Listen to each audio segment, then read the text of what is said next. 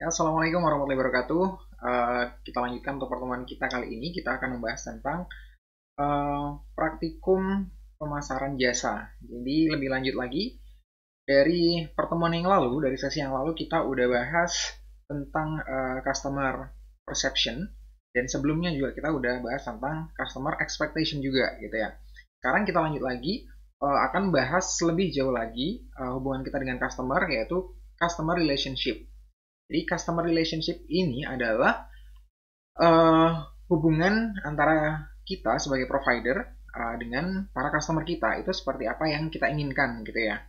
Jadi kita akan masuk materi langsung dan jangan lupa buat yang belum melakukan presensi langsung dilakukan presensinya di OCW. Dan kalau ada pertanyaan bisa nanti atau ketika kalian view YouTube ini, kalian bisa langsung tanyain via WhatsApp atau juga bisa langsung di komen YouTube-nya ya. Oke, jadi kita lanjut lebih jauh. Hari ini kita akan bahas tentang relationship marketing ya. Relationship marketing itu adalah sebenarnya adalah perubahan ya. Jadi adalah perubahan atau pergeseran paradigma. Jadi yang awalnya dulu itu kita berfokus kepada uh, relationship yang hanya transaksional saja dan sekarang lebih ke relationship secara umum gitu ya. Jadi nggak hanya memandang hubungan kita dengan customer kita hanya dari sisi finansial saja, kita untung kita rugi atau yang penting kita untung gitu kan, dan kita nggak memperhatikan relationship jangka panjangnya gitu. Jadi pergeseran ini udah saat ini udah saya rasa udah terasa sekali ya, udah terasa sekali paradigma ini sudah dipahami oleh banyak provider di seluruh penjuru dunia saya kira. Jadi mungkin baru sedikit, mungkin hanya sedikit maksud saya, yang masih menyisakan mereka-mereka yang masih berparadigma bahwa transaksi itu pure transaksional gitu. Tapi bukan berarti bahwa paradigma yang transaksional itu juga nggak tepat ya. Bisa-bisa saja dan sah-sah saja itu sebenarnya dipilih tergantung dari konteks transaksinya gitu ya. Jadi tergantung dari bidang usahanya, tergantung dari seberapa volatile ya. Jadi seberapa pasar itu gampang terombang-ambing, orang gampang berpindah-pindah, kemudian kompetisi juga rumit dan lain sebagainya. Jadi ada faktor di mana kita memang akan mengambil pendekatan yang transaksional, tapi akan lebih banyak alasan buat para provider untuk mengambil fokus yang lebih relationship ini ya. Jadi relationship fokus ini memang diambil karena memang harapannya adalah akan ada value di masa depan dari adanya relationship yang baik dengan customer gitu ya. Mulai dari pembelian secara berulang dari customer tertentu. Kemudian juga bisa jadi promotion ya, promotion atau word of mouth marketing ya. Jadi orang ngomong dari mulut ke mulut menyampaikan bahwa service di tempat ini bagus dan lain sebagainya. Dan itu cenderung dimiliki oleh relationship marketing ya daripada yang transactional tadi. Jadi orang yang punya relationship yang bagus dengan sebuah provider, kemungkinan dia juga akan loyal dan dia nggak akan segan-segan untuk menceritakan atau bahkan membuat orang yakin bahwa suatu service atau suatu provider itu memang layak untuk juga dipilih oleh orang lain gitu ya. Jadi bisa sampai level yang sana. Dari level yang paling paling basic mungkin seperti retention tadi ya, seperti kayak orang beli lagi dan lain sebagainya, sampai tadi di level yang udah uh, advocate ya. Jadi udah orang tuh udah bela mati-matian suatu produk karena dia emang punya relationship yang bagus dengan brand tersebut gitu ya. Dan di sisi lain juga dari beberapa penelitian memang ini dipandang sebagai sesuatu yang lebih murah ya.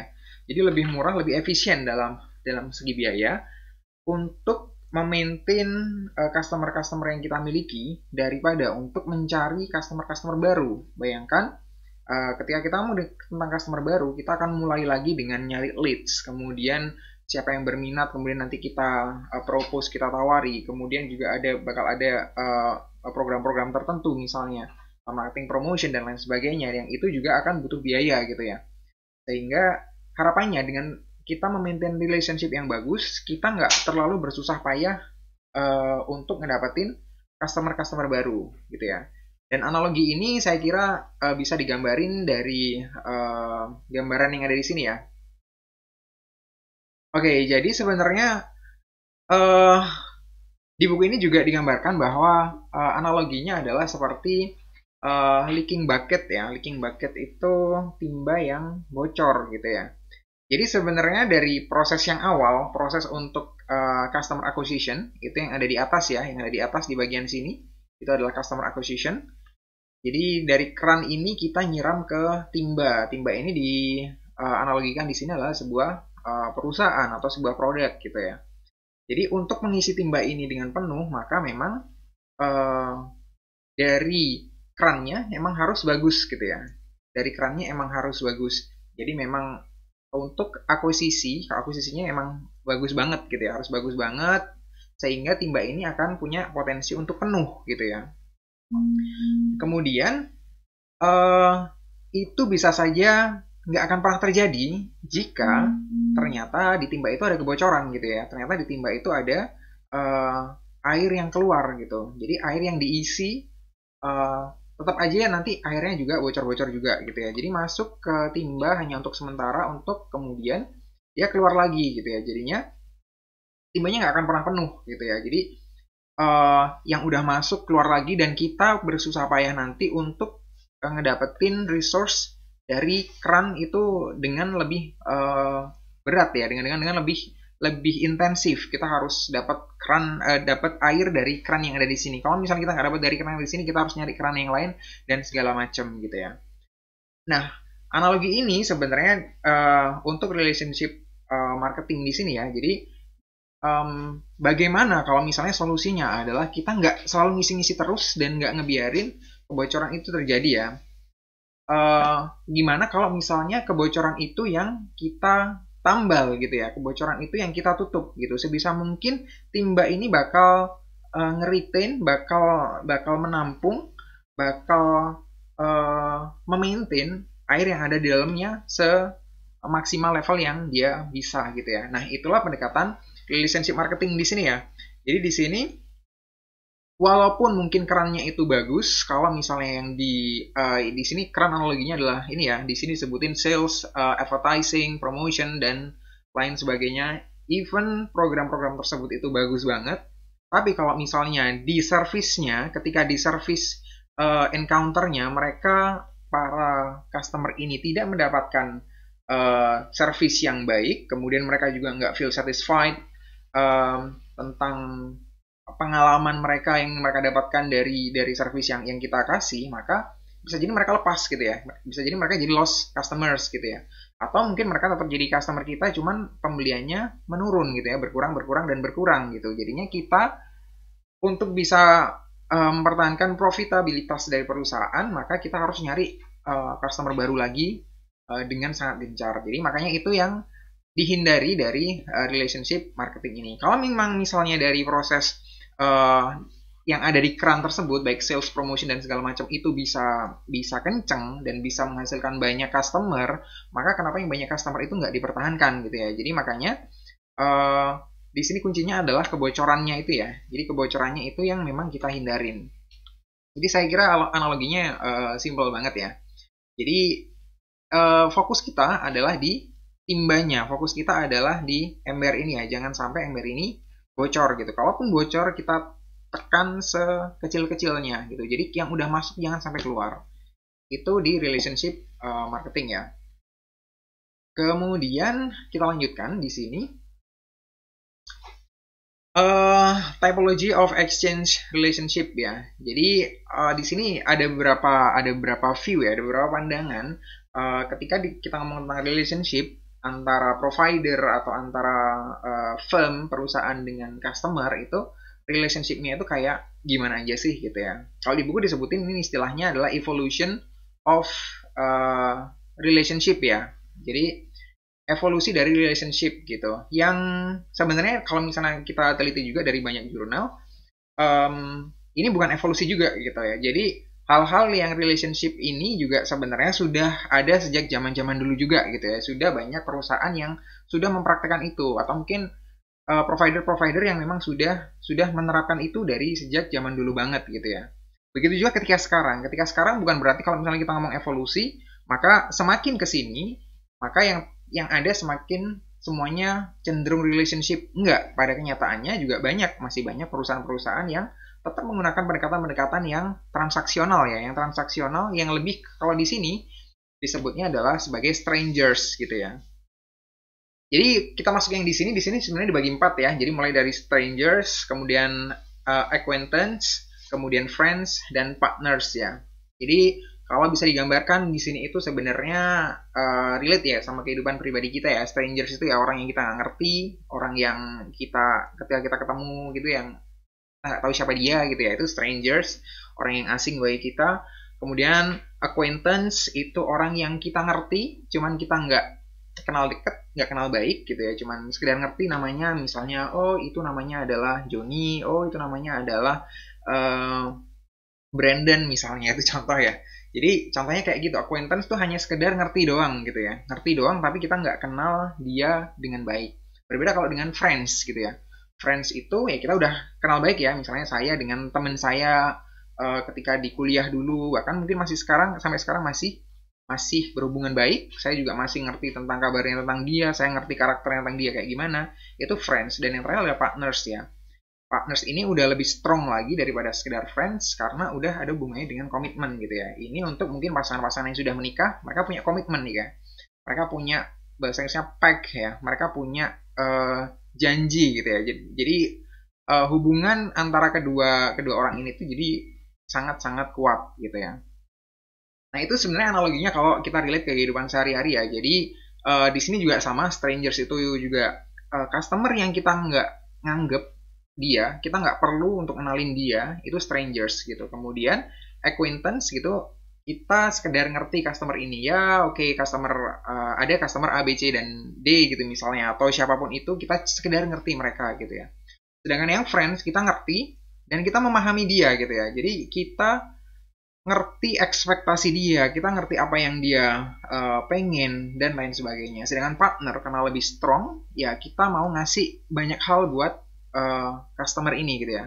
Kita emang memperhatikan dia benar-benar dengan apa yang dia ekspektasikan dari kita gitu ya. Dan mungkin juga kebalikannya juga. Jadi semakin ke kanan di sini semakin strong gitu ya. Nah, karakteristiknya seperti apa? Semakin strongnya ini seperti apa? Kita bisa breakdown di sini satu-satu ya, mulai dari product offering gitu ya. Jadi di sini yang bagian kanan ini adalah attributes-nya yang dari perusahaan, gimana mereka memperlakukan konsumen-konsumen yang mereka anggap sebagai yang konsumen yang ada di 4 kolom yang ada di kanan ini ya. Jadi contohnya kalau di sini product offering tadi ya, untuk strangers itu biasanya memang product offering-nya cukup atraktif ya, atraktif dan atraktif itu menarik atau mungkin menonjol di antara kompetitor juga gitu ya. Jadi biasanya kayak gitu. Dengan menarik ini diharapkan memang orang yang belum pernah ngerasain produk kita, orang belum pernah punya experience di tempat kita dan segala macam itu bakal tertarik gitu ya. Dan dia akan membandingkan dengan offering yang lain. Oh ternyata produknya di firm Maeda, di perusahaannya Maeda mungkin oke gitu ya. Jadi saya ambil di situ aja gitu. Jadi cenderung target yang seperti itu. Kemudian kalau yang untuk acquaintance, product offering-nya jadi variety product ya. Jadi emang ini lebih menyesuaikan dengan standar-standar yang ada di pasaran gitu ya. Jadi emang lebih nyesuaiin dan sebenarnya lebih bervariatif ya. Jadi lebih variasinya lebih banyak menyesuaikan dengan industri standar gitu. Artinya industri standar di sini gimana? Industri standar di sini artinya setidaknya sudah mengcover kebutuhan dari konsumen secara umum gitu ya. Jadi yang digarisbawahi adalah secara umum gitu ya. Jadi nggak customize untuk customer tertentu. Kemudian gimana yang friends? Yang friends itu adalah produknya udah terdiferensiasi ya. Jadi produknya terdiferensiasi dan sudah bisa mengakomodasi ekspektasi atau keinginan dari segmen-segmen tertentu gitu, yang mereka emang nganggap segmen itu penting untuk di serve gitu ya. Jadi emang di segmen-segmen tertentu mereka udah mulai customize gitu ya. Untuk segmen A ini mungkin ada sub-segmennya lagi yang lebih kecil, mereka udah nyediain untuk layanan yang lebih customize gitu ya.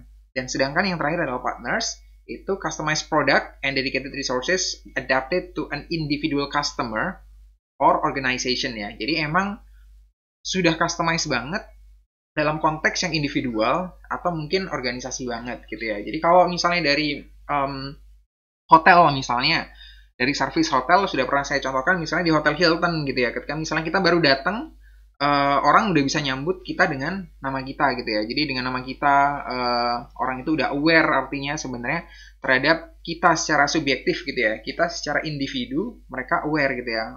Selamat siang Bapak Maeda gitu. Jadi kita lebih ngerasa bahwa service yang diberikan memang lebih disesuaikan dengan apa yang kita harapkan gitu ya. Jadi itu yang di partners gitu.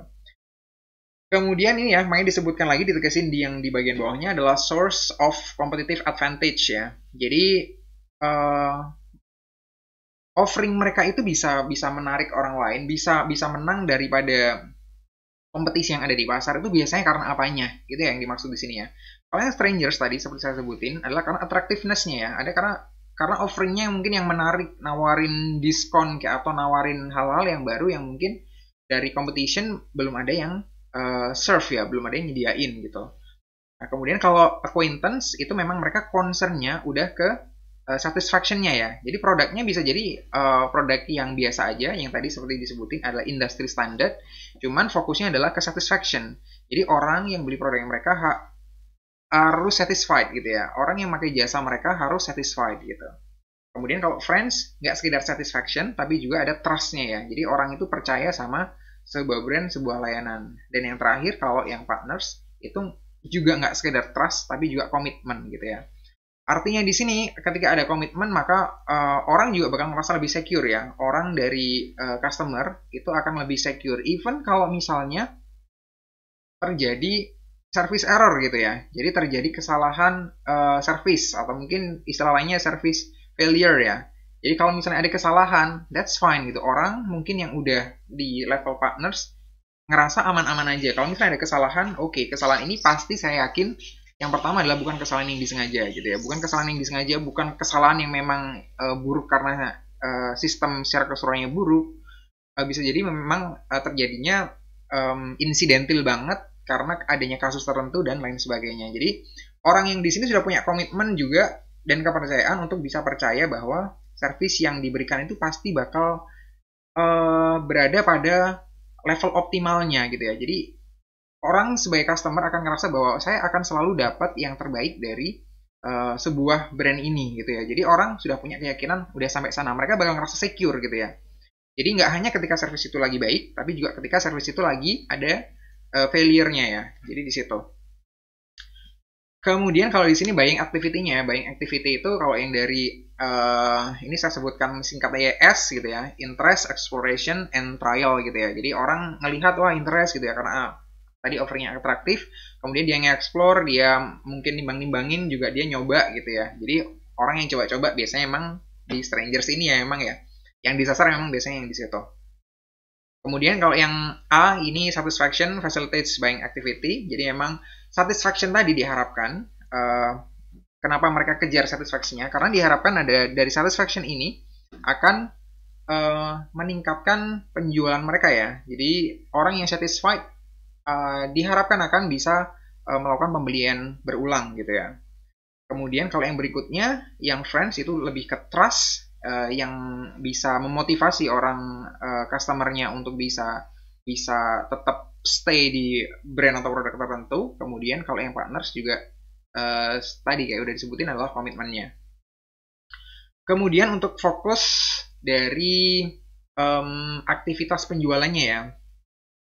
Jadi fokusnya adalah yang kalau yang pertama karena kita hubungannya dengan attractiveness tadi, jadi awareness-nya gitu. Jadi sebisa mungkin ketika kita jual sesuatu, karena mungkin di sini adalah yang diperkenalkan adalah produk yang atraktif dan mungkin itu produk baru, maka memang butuh untuk gencar ya, butuh untuk secara intens untuk mengenalkan produk baru ini agar orang-orang yang belum ngerti itu bisa aware gitu ya. Karena memang pada umumnya yang di sini adalah customer yang bakal baru ngerti tentang layanan kita gitu. Kemudian yang A itu familiarity and general knowledge of customer. Jadi orang udah terbiasa lah, udah terbiasa, udah ngerasa familiar. Kemudian mereka juga udah memiliki pengetahuan umum di industri tertentu, service A B C D E itu kayak gimana, mereka udah ngerti gitu ya. Kemudian kalau yang untuk friends itu special knowledge of customers needs gitu ya. Jadi emang perusahaan udah kudu ngerti lebih detail lagi tentang special needs-nya. Jadi tentang keunikan dari segmen tertentu mungkin atau subsegmennya ya. Jadi kita harus ngerti kebutuhan mereka apa, ekspektasi mereka apa gitu ya. Jadi gimana caranya ngejar trust tadi itu dengan difasilitasi oleh pengetahuan kita yang cukup tentang ekspektasi dari customer ini. Begitu juga yang partners gitu ya. Yang partners jadi nggak cuman sekedar ngerti, nggak cuman sekedar adjust produknya biar sesuai aja, tapi juga di situ emang naruh resources tertentu, baik itu mungkin berupa investment, baik itu mungkin berupa orang tertentu yang untuk menyesuaikan dengan permintaan-permintaan tertentu dari klien-klien yang memang perlu di-serve secara customize ya. Jadi emang komitmennya udah jauh gitu, bahkan mungkin sampai tadi dari funding, dari resources yang lain, mungkin dari human resources-nya dan lain sebagainya.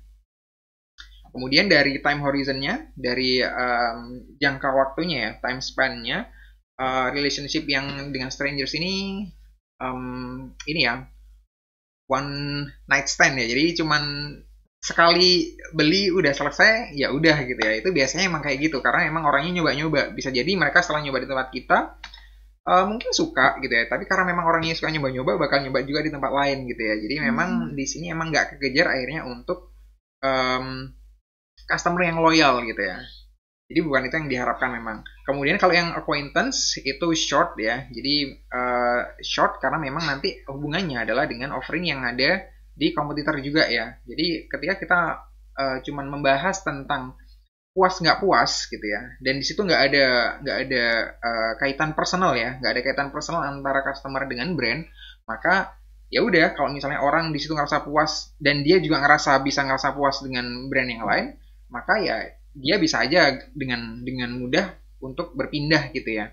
Berbeda kalau misalnya secara personal dia udah punya keterikatan ya. Jadi kalau misalnya udah keterikatan yang kayak friends tadi ya, yang dia punya udah trust sama brandnya, atau mungkin yang seperti partners sama-sama punya komitmen gitu, itu maka akan lebih susah move on. Mereka nggak akan gampang lepas gitu ya. Walaupun mungkin dikecewain sama mungkin satu kasus dua kasus mungkin yang membuat mereka nggak nyaman gitu ya. Cuman mereka bakal ngerasa percaya bahwa Oke, saya nggak nyaman dengan kejadian saat ini, tapi aku masih percaya sama perusahaan kamu, sama brand kamu gitu ya. Jadi akan seperti itu ya, kalau yang di friends sama di partners, terutama yang di partners. Kemudian ini sama sustainability ya, jadi of competitive advantage. Jadi seberapa bisa sustain ya, seberapa bisa bertahan competitive advantage yang dimiliki ya. Ini berhubungan tadi sama relationship time horizon-nya juga. Ya semakin ke kanan semakin tinggi gitu ya. Jadi walaupun ada kompetitor lain yang mungkin menawarkan dengan tawaran yang sama atau bahkan mungkin dengan harga yang lebih murah gitu ya, dengan fasilitas yang sama, mungkin hotel, let's say hotel baru berdiri di tempat yang kita juga biasa nginep di situ ya, mungkin hotel premium. Kalau hotel budget soalnya nggak mungkin ya ada di level partners ini, nggak mungkin. Jadi misalnya ada hotel premium, mereka baru dan berdiri nggak jauh mungkin di area hotel yang biasanya tempat kita nginep gitu ya. Ini sama-sama bintang 5. Kemudian hotel yang baru ini punya fasilitas yang sama atau sedikit lebih baik daripada hotel tempat kita biasa nginep gitu ya. Sedangkan harga mereka mungkin sama dengan fasilitas yang lebih baik atau mungkin harga mereka lebih murah dengan fasilitas yang sama. Jadi mereka baru berdiri dan hotelnya baru ya, otomatis fresh, banyak hal yang bisa kita explore dan lain sebagainya. Nah, apakah lantas kita sebagai customer yang sudah terbiasa, yang sudah punya komitmen, yang sudah biasa nginep di hotel A tadi, tempat kita nginep, yang kita udah mungkin deket secara personal juga dengan beberapa pegawainya, manajer di sana pun hafal ketika kita datang, kita disambut dan diperlakukan secara spesial gitu ya. Apakah lantas kita mudah untuk berpindah ke hotel B? Jawabannya tentu tidak gitu ya. Karena harga dan fasilitas tadi bisa jadi masih mengandung resiko bahwa di tempat yang baru kita nggak akan diperlakukan sama kualitasnya dengan ketika di hotel A gitu ya. Relationship yang udah terbentuk sekian lama itu nggak gampang terganti dengan relationship di tempat yang baru, yang mungkin orangnya kita juga belum kenal, seberapa mereka bisa nyambung sama kita, seberapa mereka bisa nge-serve kita dengan baik, seberapa mereka ngerti juga tentang kebutuhan kita, maka kita juga nggak tahu gitu ya. Makanya orang nggak akan lebih mudah switch ya. Artinya dengan tidak mudahnya switch ini tadi, maka SCA ya, SCA atau Sustainability of Competitive Advantage itu juga lebih tinggi. Jadinya kita lebih kompetitif dibandingkan dengan yang lain gitu ya. Kalau misalnya kita emang bisa nge-serve customer dengan sangat baik sampai level yang friends atau partners ini. Jadi kayak gitu penjelasannya. Kemudian berikutnya adalah primary relationship marketing goal ya. Jadi yang strangers ini lebih ke pokoknya saya dapat untung dari deal yang saya dapat gitu ya. Jadi saya dapat untung dari deal saya saat ini gitu ya. Saya nggak ngelihat besok-besok ya urusan besok gitu ya. Besok-besok mungkin urusannya nggak dengan customer lagi, dengan customer yang lain. Jadi pokoknya di setiap dealing saya harus untung gitu ya yang di strangers ini. Sedangkan yang di acquaintance itu kita emang fokusnya adalah goalnya, marketing goalnya adalah itu ya satisfaction ya, kepuasan pelanggan. Kemudian untuk yang friends itu retain the customer business gitu ya. Jadi kita emang pertahankan agar dari customer juga akan selalu ngerasa puas tadi tentu ya.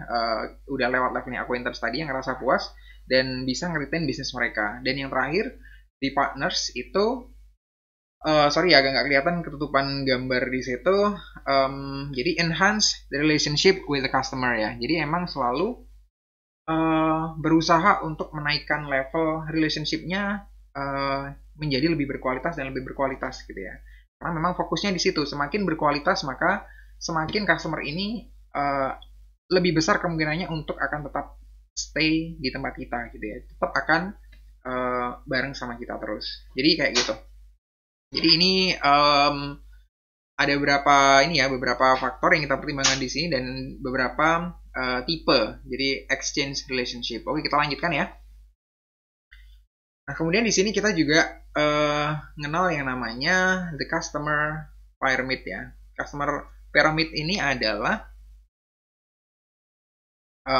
kalau secara istilah sih jelas ya karena itu bentuknya piramid. Jadi semakin ke atas itu semakin runcing. Dari yang paling bawah itu namanya lead. Lead ini bukan lead yang kita maksud di customer acquisition ya. Lead yang di sini maksudnya apa ya? Lead itu timbal. Jadi ini semua kita bahas tentang logam ya, tentang logam lead, iron itu besi, gold, emas, dan platinum gitu ya. Jadi artinya sih ini cuma istilah ya, cuma istilah, nggak penting-penting amat istilahnya. Yang penting adalah di sini ada 4 kategori yang paling atas itu yang paling bagus gitu ya, yang paling menguntungkan. Jadi makanya kita bisa lihat dari yang sebelah kiri nih ya. Yang paling bawah itu adalah least profitable customers ya. Kenapa mereka disebut least profitable customers? Penjelasannya yang di bagian kanannya ya. Jadi di sini di lead ini biasanya yang ada di sini adalah customer yang ngabisin waktu kita ya, yang ngabisin effort kita, kemudian uang kita juga dalam hal investment dan lain sebagainya, atau mungkin dana untuk nge-serve mereka dan lain sebagainya. Tapi mereka nggak secara nyata akhirnya kelihatan ngasih keuntungan buat kita gitu ya. Jadi membangun relationship dengan mereka itu repot dan butuh waktu, butuh biaya segala macem, butuh fokus juga ke mereka. Cuman mereka nggak bisa ngasih pendapatan yang bagus buat kita gitu ya. Mereka nggak pada akhirnya nggak profitable gitu ya. Jadinya ini jadi nggak menguntungkan gitu. Walaupun jumlah mereka cenderung banyak ya, cenderung yang ada di bawah sini tuh cenderung banyak gitu. Jadi orangnya banyak, kita emang harus memanage mereka dengan baik gitu ya. Dan dari mereka pun mungkin akan nggak sedikit yang mensyaratkan atau menginginkan mereka bakal di-serve secara customized juga. Misalnya ya mungkin ini adalah hotel tertentu gitu yang memiliki beberapa kelas gitu. Jadi mungkin yang paling bawah ini akan cenderung ngerepotin, tapi secara keuangan mereka nggak bisa memberikan profit yang baik. Begitu juga semakin ke atas ya, semakin ke atas iron itu ya di tengah-tengah ya, iron dan gold ini di tengah-tengah, dan yang paling atas adalah most profitable customers ya. Jadi jumlahnya mereka biasanya nggak banyak, itu kenapa dia ada di puncak piramida ini. Jadi itu adalah segmen yang jadi sebenarnya secara waktu juga ngabisin banyak waktu juga ya. Bisa jadi ngabisin banyak waktu, kemudian juga ngabisin banyak uang juga gitu. Atau bisa juga enggak gitu. Bisa juga kita udah nggak perlu maintain banget gitu ya. Kita nggak perlu maintain banget, tapi secara keuangan mereka bisa ngasih keuntungan yang cukup besar gitu ya. Nah, akhirnya adalah keputusan dari tangan kita untuk kita harus memaintain yang mana gitu ya. Apakah kita harus memaintain semua customer dengan baik, ataukah kita hanya milih salah satu mungkin yang lead aja gitu ya. Karena mungkin ekspektasinya nggak terlalu tinggi dan segala macam, atau mungkin kita harus memaintain yang platinum gitu ya. Jadi ini tergantung konteksnya juga, cuman secara umum kita emang harus bisa memaintain semuanya dengan baik ya. Jadi dari lead sampai platinum kita juga harus bisa memaintain dengan baik sesuai dengan proporsinya masing-masing gitu ya. Sesuai dengan proporsinya masing-masing. Jadi kalau nanti kita ngomong tentang stakeholders, mungkin di mata kuliah yang lain ya kita bahas tentang stakeholders. Jadi komunikasi dengan stakeholders, begitu juga resources yang kita curahkan untuk stakeholder tertentu, atau di sini customer ya stakeholdernya, itu juga bervariasi ya tergantung dari level mereka, level seberapa penting mereka, dan ada di kategori stakeholder mana mereka berada. Tapi itu nanti kita bahas di tempat lain. Cuman yang di sini yang jadi bottom line adalah adanya piramida ini tuh sebagai bantuan buat kita untuk melakukan segmentasi di portfolio customer kita ya. Jadi di customer kita nanti akan ada banyak customer kan. Jadi akan ada banyak customer, kita harus bisa menganalisis customer kita itu masuk di kategori yang mana gitu ya. Kalau misalnya mereka ada di lead, maka kita bisa pakai resources yang lebih sedikit untuk memperhatikan piramida yang paling bawah ini. Jadi untuk memperhatikan customer yang berada di dasar ini, kita bisa pakai resources yang lebih sedikit dan kita buat sistem yang lebih efisien untuk bisa mengelola customer-customer yang ada di bawah gitu ya. Dan begitu juga sebaliknya, kalau untuk mengelola customer yang ada di level platinum, maka kita harus bisa ngasih customer yang bisa ngasih pelayanan yang tadi ya, yang customized dan lain sebagainya. Oke, kita lanjutkan relationship development model ya.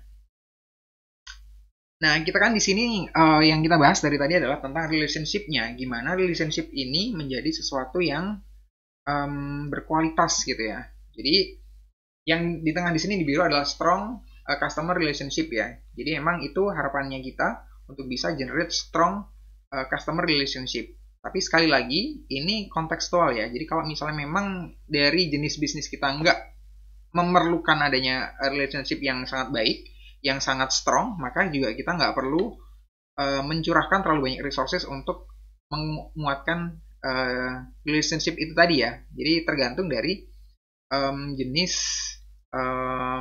ininya, konteks kita dan jenis bisnisnya, bidang usahanya.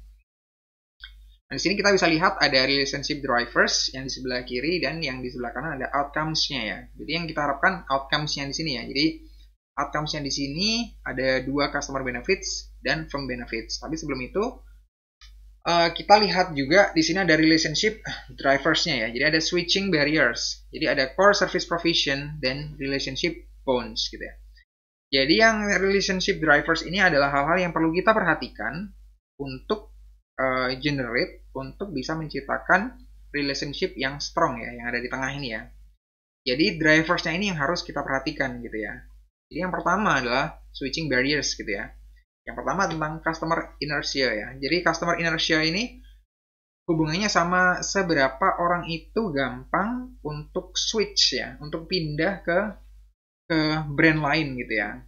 Apa yang ada di benak mereka ketika mereka harus misalnya besok kamu pindah ke brand lain. Misalnya sekarang seseorang punya tabungan atau rekening di bank tertentu dan itu sudah lama ya. Sejak dia awal buka rekening dia selalu di bank X misalnya, atau let's say bank BCA gitu ya. Kemudian suatu hari dia diminta perusahaannya ketika dia bekerja di tempat itu, dia diminta untuk payroll-nya nanti harus dialihkan di bank let's say CIMB gitu ya.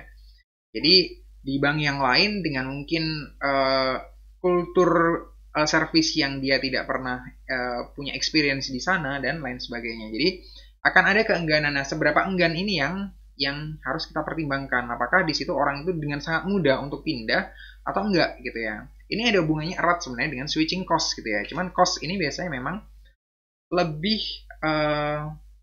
memfokuskan pada cost-nya ya. Pada cost itu berarti pada cost secara monetary ya. Monetary itu artinya secara sesuatu yang bisa dihitung dengan uang dan sesuatu yang nggak bisa dihitung dengan uang. Misalnya waktu gitu ya. Jadi ketika misalnya orang harus pindah brand, itu mereka harus belajar lagi. Misalnya contoh kayak gini yang paling simpel, mungkin orang yang mungkin udah biasa pakai gadget, mungkin yang pakai ekosistemnya Apple, mereka harus pindah ke Android, mereka harus belajar lagi gitu kan. Mereka harus mindahin datanya gitu ya, yang mungkin mereka belum ngerti caranya gitu ya. Jadi kita sebagai provider, kalau memang melihat ada barriers di situ, ada barriers dari customer yang pengen kita tangkap, itu sekarang masih ada di provider yang lain, kita harus bisa ngukur, bisa analisis seberapa mereka punya inersianya ini ya, seberapa mereka itu punya keengganan untuk bisa pindah ke brand kita, dan switching cost-nya seberapa gede gitu ya, baik dari waktu, baik dari tenaga mungkin, ataupun dari uang gitu ya. Jadi itu harus kita pikirkan. Makanya mungkin relate sama pengalaman di kita juga, mungkin dari kita ada beberapa yang punya nomor HP itu udah dari lama banget gitu ya, udah dari lama banget, dan kita nggak pengen pindah gitu ya, nggak pengen pindah, padahal mungkin kalau dari cost-nya itu nggak seberapa mahal ya. Kalau dari cost, kita ngeliat cost, mungkin cost-nya mungkin beli kartunya juga cuman mungkin kartu baru 15.000, 10.000 udah dapet gitu ya. Kemudian dari knowledge-nya juga nggak ada hal baru yang perlu kita pelajari gitu kan. Ganti kartu juga makainya tetap aja kan, aplikasi kita di handphone tetap bisa jalan semua dan segala macam, setting kita udah nggak nyeting macam-macam juga gitu kan. Nomor ganti pun sebenarnya nggak ada masalah gitu kan. Cuman ada yang lain lagi gitu kan, bahwa nomor kita mungkin udah disimpan oleh banyak orang lain, banyak relasi kita yang mungkin kita anggap penting gitu ya, sehingga kita dengan ganti nomor kita ada kekhawatiran bahwa orang-orang tadi nggak akan bisa ngontak kita dan segala macam. Jadi itu termasuk inersi yang ada di sini ya.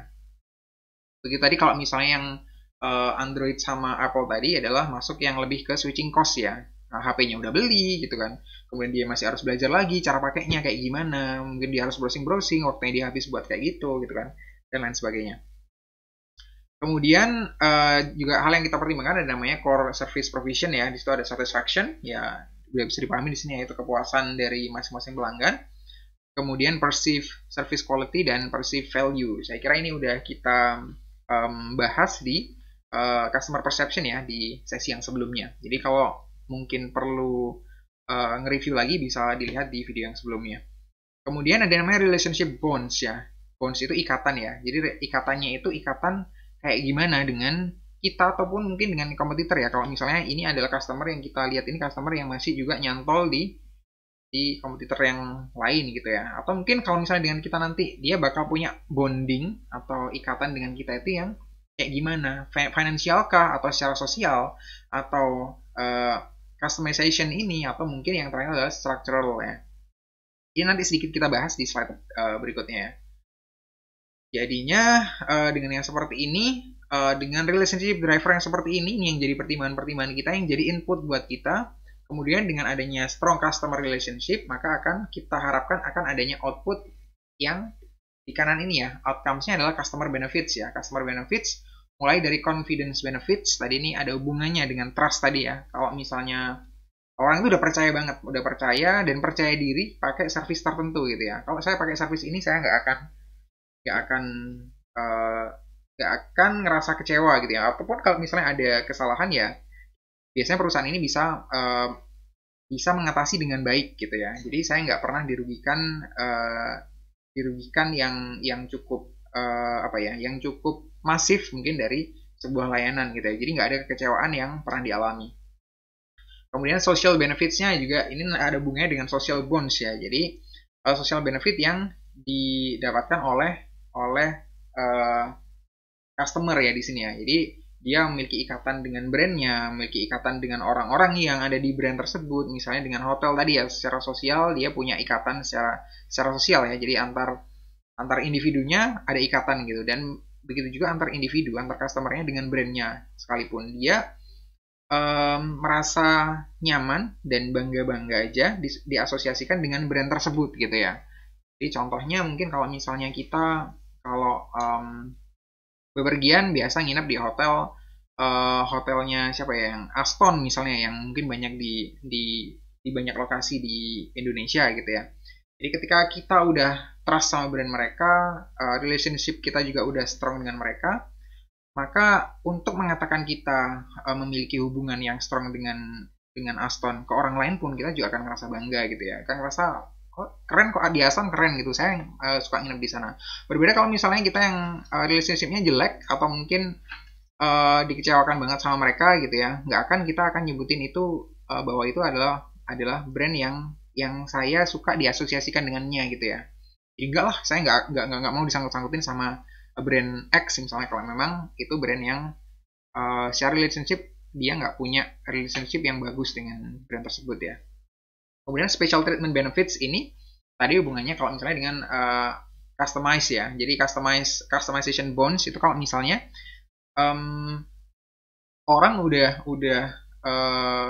di level yang tadi ya, di friends atau mungkin yang paling kanan tadi partners, maka mereka memang akan cenderung mendapatkan perlakuan-perlakuan yang spesial ya, perlakuan yang khusus dari sebuah brand atau sebuah layanan gitu ya. Kalau memang udah deket banget ya, kayak kalau misalnya di kita mungkin ya kayak orang dalam gitu ya. Jadi kita gampang-gampang aja kita komunikasi, udah kenal semuanya orang yang di misalnya kita ke klinik gitu ya, ke klinik X gitu. Jadi ke klinik itu kita udah sering periksa rutin, misalnya klinik gigi ya dan lain-lain sebagainya, kita udah komunikasi mereka dengan lancar, maka akan ada kemungkinan akan di situ akan ada special treatment, misalnya seperti kita bisa ikut event mereka di event mereka yang tertentu, ataupun mungkin secara antrian kita ada prioritas dan lain sebagainya, itu masuk ke special treatment. Ini ada hubungannya kalau misalnya di penerbangan, mungkin kalau misalnya kalian pernah dengar kayak misalnya Garuda Indonesia, Garuda Miles ya kalau nggak salah sekarang istilahnya ya. Jadi itu adalah sebenarnya poin yang kita dapatkan dari setiap penerbangan yang nanti bisa kita tukerin dengan macam-macam ya, baik itu mungkin dengan souvenir ataupun dengan tiket gratis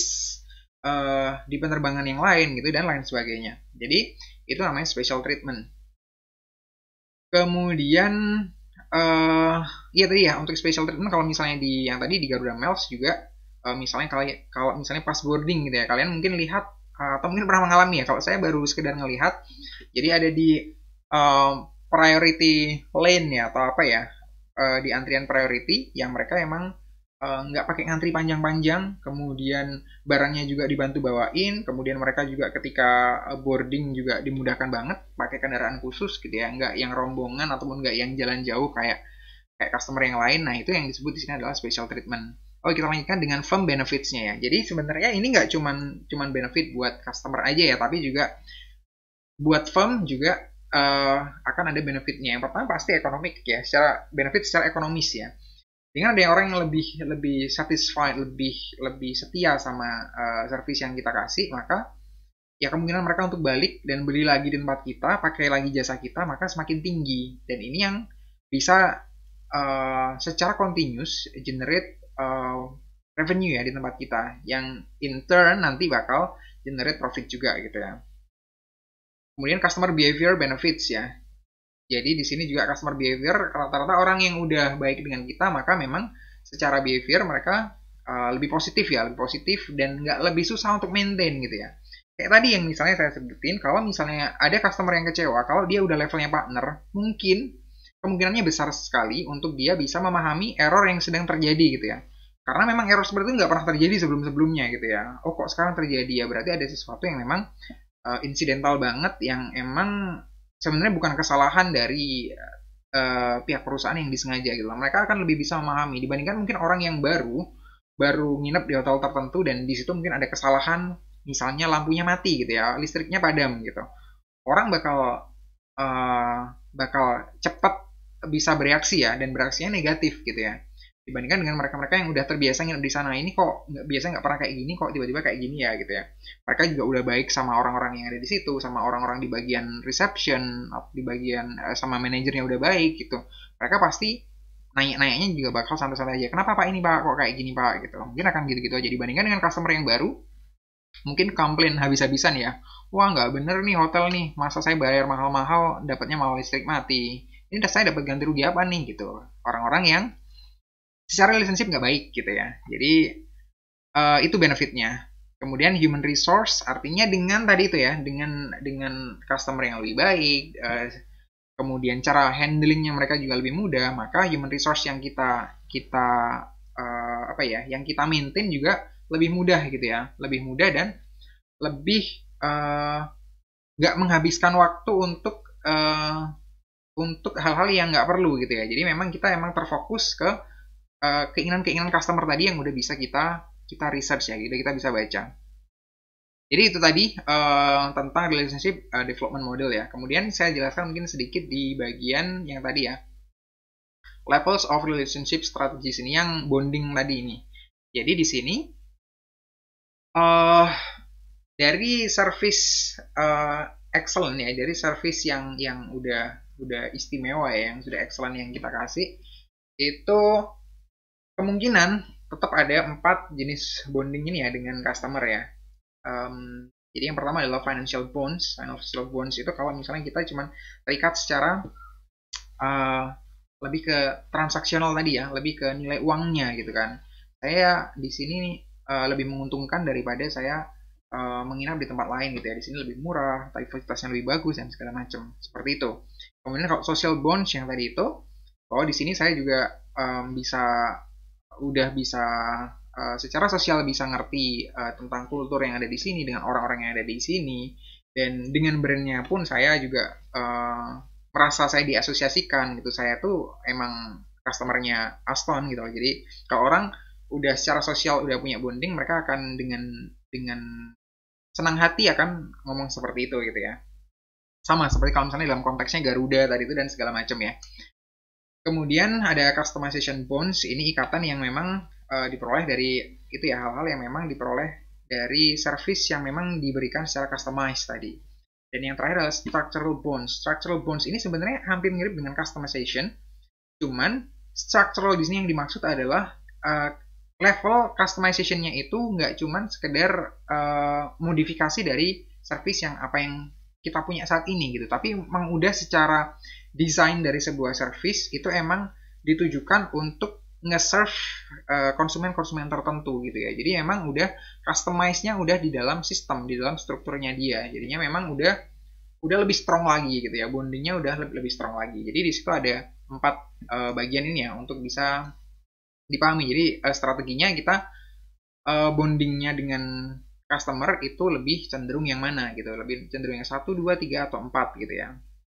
Ini ada hubungannya juga dengan yang tadi yang kita pelajari, yang tadi ya, pembagian customer sebagai stranger, kemudian acquaintance, kemudian friend sama partner tadi itu.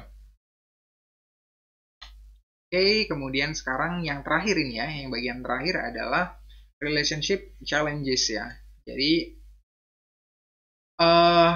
tantangan untuk bisa membuat atau membangun relationship yang baik dengan customer itu ada banyak ya, ada banyak tantangan ketika kita benar-benar ada di lapangan gitu ya. Jadi bisa jadi kalau di sini ada beberapa penyebabnya, yaitu adalah yang pertama itu kita emang membidik segmen yang salah gitu ya. Jadi segmen yang kita serve ini adalah segmen yang salah gitu ya. Jadi mungkin dari analisis kita yang kurang pas, kita menganalisis dan akhirnya mentarget segmen yang salah, itu yang segmen yang kita masukin gitu. Jadinya nggak pas relationship-nya. Jadi kita pengennya relationship-nya yang strong, tapi ternyata customer-nya di segmen yang menengah ke bawah, yang mereka cenderung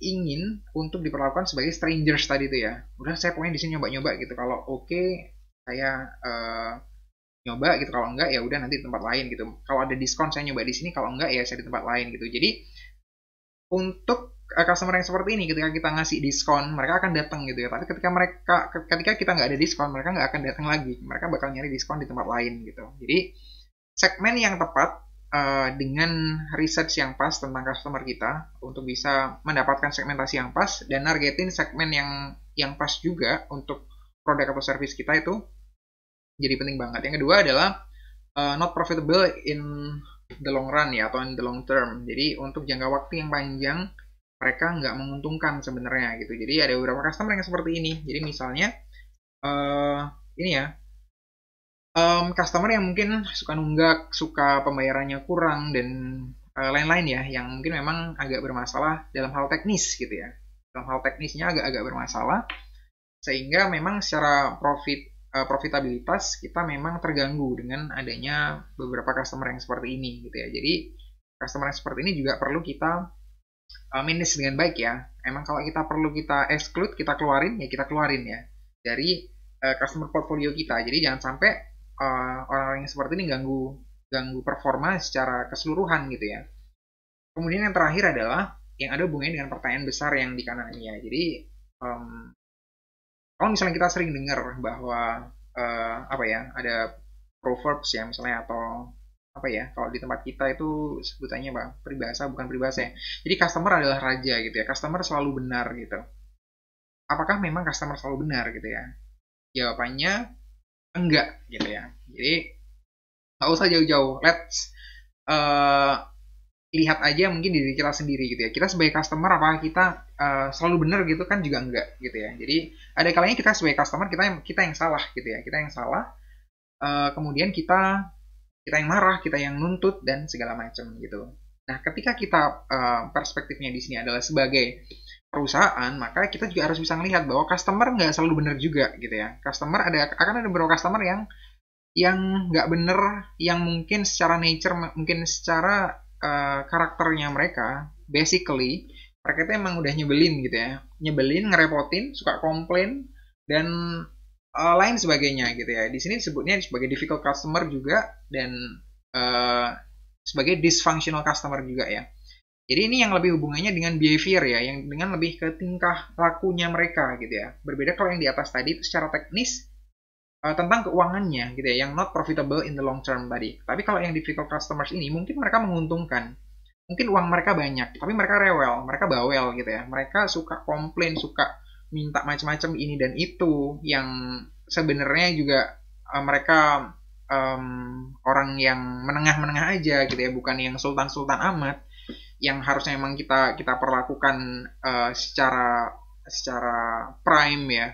Mereka sebenarnya yang levelnya segitu tapi mintanya macam-macam. Yang terjadi akhirnya adalah orang-orang di service encounter kita, baik itu mungkin orang-orang yang customer service kayak, atau reception kayak, atau orang-orang yang berhubungan langsung dengan customer ini, merasa terganggu secara mental ya. Ngelayani orang yang kayak gini pasti capek ya, pasti capek secara mental gitu kan, pasti capek nggak hanya secara fisik. Mungkin secara fisik nggak ada masalah, tapi kalau orang harus nerima komplain terlalu banyak gitu kan, mereka juga pasti emosinya bakal terganggu gitu ya.